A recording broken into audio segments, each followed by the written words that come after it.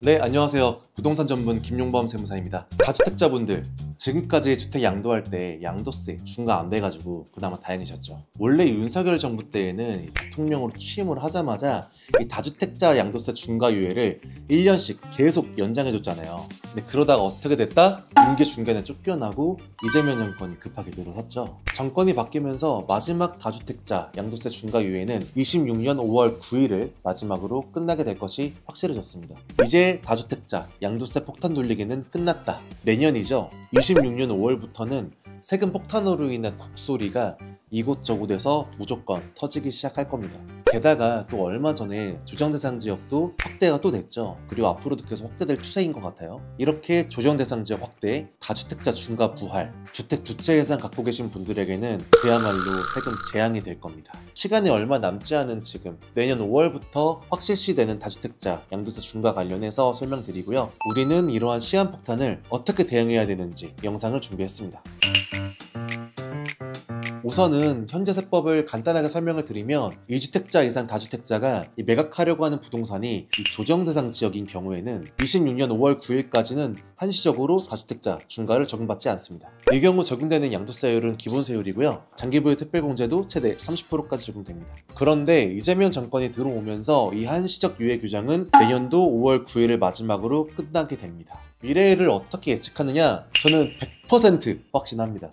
여러 소스로 미루어 보건데 내년부터는 다주택자 양도세 중과 다시 부활하게 될 거고요. 그럼 이 경우 양도세가 어떻게 변화가 될 것이냐? 우선 양도세율은 2주택자 기준 20%, 3주택자 이상은 30%가 이 기본세율에 추가로 붙어서 중과가 되고요. 또한 장기보유 특별공제도 전혀 적용받지 못하게 됩니다. 만약 3주택자가 조정대상 지역 내에 있는 주택을 매각을 한다, 그러면 양도세율은 최대 82.5%를 적용받게 될 거예요. 그러니까 발생한 양도차익 거의 전부 다 세금으로 납부하시게 되는 겁니다. 이 장특공은 기본세율이랑 짝꿍이라서요. 기본세율을 적용받으면 무조건 장특공도 적용되는 거고, 중과 적용받게 되면 장특공도 무조건 적용받지 못하게 되는 것입니다. 많은 분들이 20%, 30% 세율 올라가는 것만 생각하시는데요. 세율 올라가는 것 못지않게 장특공을 적용받지 못하게 되면 치명적인 결과로 이어지거든요. 예를 하나 들어볼까요? 만약에 10억 원에 구입을 해서 10년을 보유하다가 20억 원에 이 규제지역 아파트 한 채를 매각을 하셨어요.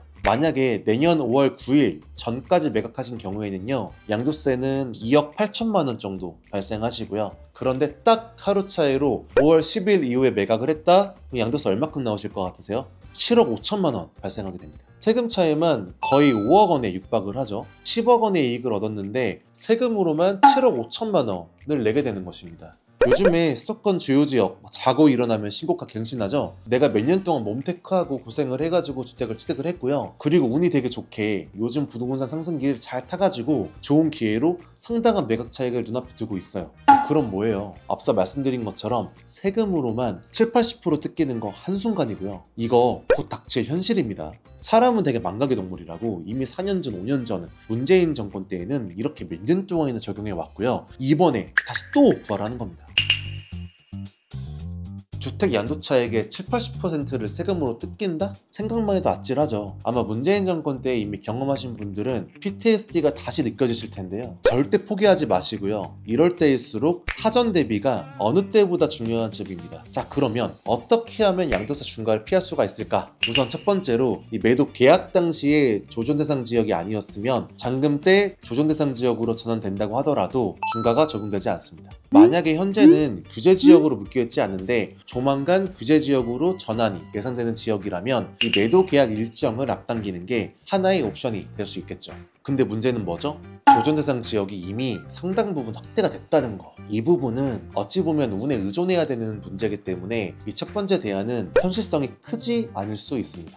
두 번째로 이미 보유주택이 조정대상 지역이 지정이 됐다. 그럼 어떻게 해야 될까요? 다주택자 양도세 중과는 무조건 적용하는 것은 아니거든요. 소득세법 시행령에는 중과 배제 요건이 있습니다. 대표적으로 예를 들면은 주택임대사업자 등록임대주택이라든지 상소주택 같은 경우에는 이걸로 인해서 다주택자라고 하더라도 중과 적용해서 배제가 됩니다. 이 외에도 특정 요건을 충족하게 되면 중과세율이 적용되지 않기 때문에 전문 세무사님 통해서 정밀 검토를 받아보시는 것을 권하고요. 세 번째, 검토 결과 이 중과 배제 요건을 충족하지도 못했다? 그러면 저 같으면 이렇게 할 것 같아요. 보유하고 있는 주택이 여러 채가 있으면은 예상 양도차익이랑 양도세까지 고려해서 매각 우선순위를 정해야 됩니다. 무슨 말씀이냐면은 제가 주택이 3채가 있어요. 주택 1번은 규제지역에 있고요. 예상 매각차익은 한 10억 원 정도가 돼요. 주택 2번도 마찬가지로 규제지역에 있는데 양도차익은 얼마 안 나요. 한 2억 원 정도 됩니다. 마지막 주택 3번은요. 아예 비규제지역에 있어요. 예상 양도차익은 약 5억 원. 그럼 저라면은 어차피 다 매도할 계획이라면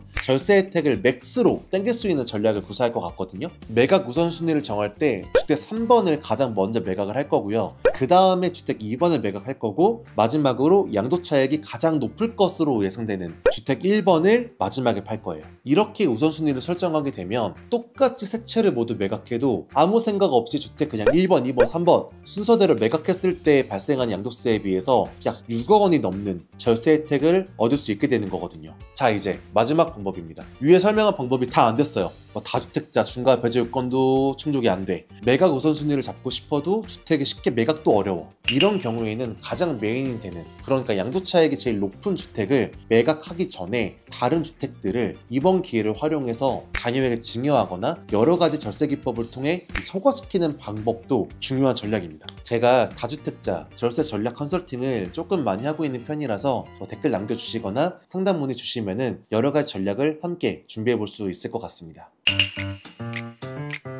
자, 그러면 요약을 해볼게요. 첫 번째, 26년 5월부터는 이 조정 대상 지역에 있는 다주택자가 양도하는 주택은 최소 20%에서 30% 추가로 양도세 중과가 돼서요. 양도차익의 7, 80%를 세금으로 내야 됩니다. 두 번째, 그래서 포기한다? 아니죠. 사전 대비가 어느 때보다 매우 중요한 지점이고 앞서 말씀드린 방법처럼 크게 4가지의 사전 대비 방법이 존재합니다. 영상에서는 말씀드리지 못했지만 이 외에도 이 케이스에 따라서 여러 가지 추가적인 방법도 존재하고요. 영상 보시는 이 순간에도요. 하루하루 25년도 연말을 향해 다가가고 있습니다. 이제 정말 다주택자 중과 유예가 끝나기까지 시간이 많이 남지 않은 것 같아요. 다가오는 26년부터는 주택 매각 시 이러한 절세 전략을 세팅하는 게 그 어떤 부동산 전략보다 중요한 시점입니다. 이미 닥치고 고민하면 늦는다. 그러나 사전에 대비한다면 반드시 해결 방법은 어떻게든 뽑힌다. 제가 매일같이 의뢰인분들과 함께 고민하면서 매번 절감하는 부분입니다. 오늘 영상이 도움이 되셨다면 구독, 좋아요, 알림 설정 부탁드리겠습니다. 그럼 다음 영상에서 뵙겠습니다. 감사합니다.